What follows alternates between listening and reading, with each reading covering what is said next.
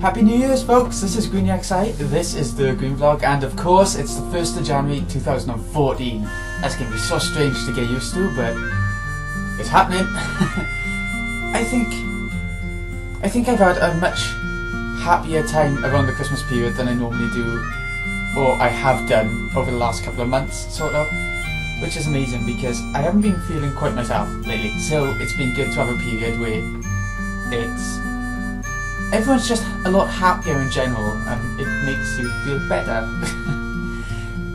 Anyways, I wonder how you've been doing over the Christmas period, and I'd love to know, so chuck it down in the comments, or wherever you fancy putting it. If you can find anywhere else to put it, chuck it in Twitter, whatever. So yeah, I just wanted to say that really. I'm very tired. I was up late last night with New Year's Eve and everything, even though it was really quiet. It was a really quiet one. Me and the family, a couple of family members came over and we just had like a buffet for the New Year's Eve. We didn't go out or anything. There is a pub around here, a local pub, but actually it's two of them. But we don't really tend to go there for some reason, go to either of them. So yeah, we stayed in, had a couple of family members over, and had a buffet. So I'm a big fan of food. I've had a bit too much over the Christmas period. Oh yeah, present-wise, I've enjoyed the presents I've had. I didn't have quite as much as I would normally have because I got a job now, so I'm expected to pay for my own stuff more often. But what I did have, I got the Shadow Hearts trilogy, which are they're JRPGs, turn-based and everything, like you'd expect. But the difference is, what makes them stand out is that they're incredibly dark, and they're all to do with exorcisms and ghosts and spirits and stuff, and very Japanese. At least the first one, that's the only one I've played so far, has got a very Japanese feel to it, whereas like Japanese shrines and masks and things like that. You know, think Project Zero or Fatal Frame, wherever you're from. And that's the third one. So much shine on it. Yeah, they didn't come for too much either. I found the three of them for about £60, which is good for these three because they're quite rare, at least the first two are. But yeah, Shadow Hearts 1 is the only one I've played, and I've played for about 7 hours, and it's very good. The story is a little bit generic maybe of a JRPG, even with the exorcisms and stuff, you know what's coming sort of. But even then, the battle system is fun. If you played Lost Odyssey for the Xbox 360, then you know what the battle system is like. It's traditional turn-based, but with a ring that goes around, and you have to hit it at the right timings to do more damage and everything. It's really fun. But the difference is that it's not just for physical attacks, it's for magic and items. If you miss the marks, then you're not going to be using the item or magic, and you're going to waste your turn. So if you keep doing that, you're just going to lose. You have to get used to that. And it took me, I don't know, half hour to an hour to get used to that. It's not a big learning curve. You just have to get used to the timings, because each character has different timings on the ring and everything like that, so yeah, that's really fun. What else did I have? I had this, Super Mario 3D World. I'm a huge fan of Nintendo games, so even though I didn't quite like the latest 2D Mario games, like Super Mario 3D Land, I thought I'd go for this because it's been getting rave reviews and everything, and I love my Mario when it's good. So yeah, I went for that. I haven't tried that yet, but I will do. I've also got Pikmin 3 lying around, which I haven't started yet, even though I bought it when it came out on release. And I haven't started it because so many games have come out lately that I like this Zelda Wind Waker, this Zelda A Link Between Worlds, which I loved, by the way. Loved. It's the first Zelda game in a long time, the first original Zelda game, new one, in a long time that I've properly enjoyed. I didn't much like Spirit Tracks, Skyward Sword. Phantom Hourglass was alright actually. I played through that a fair few times without even giving it a break. So I must have enjoyed that at least a little bit, but even still it wasn't up to the usual Zelda standards. I think the last one I properly enjoyed was Twilight Princess, and I loved that so much. But A Link Between Worlds is really good. It's really short, just like Link to the Past was, and it's heavily reliant on the Link to the Past fan base. So it's the same world, but quite a few new mechanics and items that'll keep you interested. It's so open world, you can go to any dungeon, anywhere you really want to go in the game. You should get all the key items at the very start, pretty much. You just have to rent them from a shop. You don't find them in dungeons. You rent items from a shop, and then you can buy them later on, so that you get to keep them for good. Instead of when you die, you lose them all. That's when it's rented, but when you buy them, you keep them all even if you die. So that's amazing. It's really good fun. What else did I have for Christmas? I had, well, a couple of bits of clothes and stuff, you know, that I don't know if you're interested in that or not, but there we go. Oh, last thing I had is the collector's item. Oh, darn it, the hard drive, it'll come up. The video will stop recording if I hit the hard drive. Okay, here we go. Here it is. It is the Death Note manga. Trying to get rid of the glare. Yeah. Death Note manga collection. It's got all 12 volumes in it. As well as a how to read manga guide, which I thought was pretty strange, but whatever. Because I love the anime. I think it's my second anime that I've ever watched. And I loved it so much that I think the manga's a must buy for me, personally. And I'll make a start on that once I've finished what I want to talk about next, because I had a gift voucher off a mate of mine for Amazon, and I spent it on Needful Things, a Stephen King book, which I actually got it on the Kindle, so I can't show you the book or anything, but it's really, really good. I'm wondering where this is recording to now because my hard drive has turned itself off. But anyway, it's a really good book. It reminds me a lot of Under the Dome by Stephen King again, in the fact that it's not so much about what's going on around the town, but it's more about the characters and how they react to what's going on. In this case, Needful Things, it's about this shop. This is the main premise of the book so far. I've only read about 200 pages out of 900 to 1,000. It's about the shop that opens up in this quiet little town where not a lot seems to happen, and the shop seems to have everything that everyone ever wanted when they visit. And the shop owner is this creepy guy who, when he touches people, everyone sort of creeps out and they feel a burning sensation. So you know that the shop isn't quite natural, and he sells things that everyone wants to the people of the town that at such a low price that he makes the customers promise something to him. Like, the only thing that I've seen so far is that this little boy who bought a rare baseball card there with like this tiny amount of money, under $1, and he has to promise to ruin this nutcase, the nutcase of the town, or one of them. He promises to ruin her laundry on the washing line.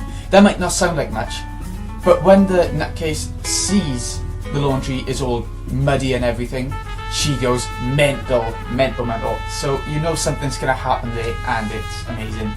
I love the book so much, and I highly recommend it. It does drag on a little bit. It's been about 200 pages, all about, just about, this shop opening up and selling a couple of items, and the sort of relationships between a couple of the characters that I mentioned. So it is a little bit slow going, but I just really like it. So there's that. That's about everything I had for Christmas, so what else is there to talk about? Yeah, okay, what am I currently playing? Dino Crisis 2, I was playing quite a lot for a while. I've played a couple of hours and I've made it to this boat, and they're going off to another part of the island, I'm guessing. I don't know, I went to a black screen and asked if I wanted to save, and that was about it. But anyway, Dino Crisis 2 is one of, I think there are 3 Dino Crisis games, and it's survival horror, but with dinosaurs hanging around. The thing is, the first game was proper survival horror, where you've got key items, use them here to get through a door, use them there to make something that will help you through the game. This one is more like an action game, because you get points based on how many enemies you kill, how often you get hit. You can actually buy ammo and health packs and stuff, so it's not so much survival horror, more action. But I think it suits the series a lot better than the survival horror-ness, because dinosaurs, they're not scary at all. So how can you make a survival horror game about a creature that isn't scary at all? Like Jurassic Park. the action in that film was the best part about it, yeah? I think.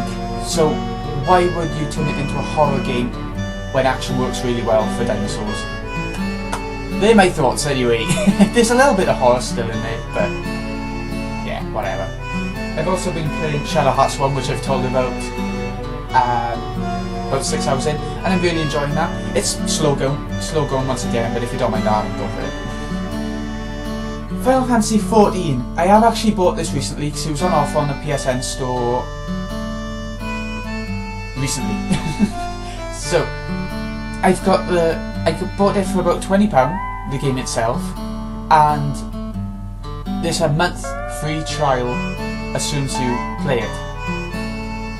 So I'm playing through the free month. Whether I pay the subscription fee, which I think is like £6-7 a month, I'm not sure if I'll do that.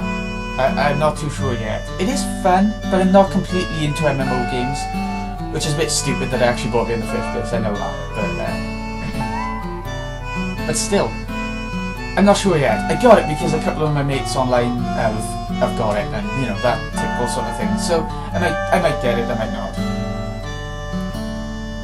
You won't find anything in it, I don't think, that you won't find in a million other MMOs. It's just about getting side quests and story missions and just playing your way through the game, getting addicted to it. I'm not completely addicted. I haven't played it in a couple of days now, and I don't know, I'm not completely sold. I love my Final Fantasy, so it's nice to see the dirty cactus and Malboros running around and everything, but I still don't like the gameplay mechanics quite as much as I probably should, considering it's Final Fantasy. It feels a lot like Final Fantasy 12 actually. Very deserty, at least at the start. Very wide open, as you'd expect from an MMO, and just enemies scattered about. I don't know. We'll see. We'll see how that goes. So also I've been playing Call of Duty Ghosts. It's not quite as good as Black Ops, I don't think. I love Black Ops so much. So much. Multiplayer-wise. Ghosts, it's a nice change. It's got some different maps. I like some of the maps, like Whiteout is really fun. I love my snowy maps and snowy games in general. Whiteout's really good. I like the jungle one. I can't quite remember what it's called. Is it something like Jailbreak or something? Might have got that mixed up or something, but it's the jungle map anyway, because I love the tower. I love sniping from there. And I know that annoys a lot of people, just people sniping and camping in general, but I'm enjoying it. I'm enjoying it. Mainly, again, because I've got a couple of mates playing. If they didn't have the game, then I probably wouldn't play it at all. So there's that. Is there anything else I've been playing? I don't think there is. There's no portable games that I've been playing lately. No 3DS games. Though I have considered getting the fourth Professor Layton game. Out of 5. Because the 5th one has come out in the UK now. I'm not sure if it's out in America yet. I'm not too sure. As well as this Bravely Default, which I've noticed has come out. But I'm going to wait for that to come cheaper, because I didn't quite like the demo all that much. It feels a lot like Final Fantasy 3 in the fact that you change jobs whenever you want, and it looks like it's going to be a very level, grindy game, which I don't mind, but I've had a lot of RPGs lately. I've played a lot of them, and I'm not completely fussed on playing another one quite yet, you know. So yeah, that's everything I've been playing and everything. I don't think there's anything else I wanted to say. Oh yeah. There's a YouTuber called Magic Zenith. I'll annotate it somewhere around here. He made a holiday shout out to the lesser known YouTubers, and I thought it was amazing, so I'm going to give him a shout out back, even though I'm not sure how many people will actually see this to know about it, but yeah, he is around. There's the annotation somewhere. Have a check. He does Let's Plays, I'm not sure if he does a constant sort of vloggy thing, but he made one, so maybe there'll be more in the future. Have a look, at least. It won't take 2 seconds. As well as that, there's another one called Bacon Gamer. I'll annotate that somewhere else. He does Let's Plays, he does video game stuff. He's more well known, I think. His stuff is very high quality. He does a wide variety of stuff, and he does loads of it, so you won't get bored with his content, I don't think. Check out, there's a video he made towards the end of the year where he did a best of 2013 video. Have a look for that on his channel. It's probably on his most recent upload list somewhere on his channel, so you'll get the general vibe of what he's like. Yeah, so there's that. That's all I wanted to say. Apart from this is gonna blow your mind. Blow your mind. You know, in the little mini Haribo packs, something like this. Hold on.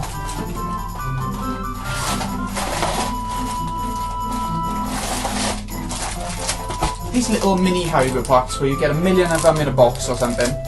You normally get mini sweets that are like this. This is a mini jelly bean. It's tiny. You need to have about the whole pack in your gob at once. Jelly baby, not jelly bean. You know what I mean.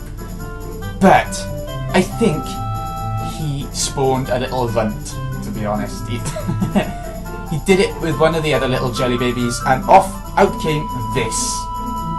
And hold on, I think it's upside down. I do apologise, little baby thing. It reminds me of Scream. The face is so elongated, even for a tiny little thing like this. That reminds me of the Scream painting. It's amazing. So just for comparison, I'm gonna... this. Yes. Look how much smaller it is. It's like a little runt baby, jelly baby, and it's nice. So... yeah, so I hope you've had an amazing Christmas, an amazing New Year, and I hope you have an amazing New Year to come. Bad idea. So, this has been Green next time.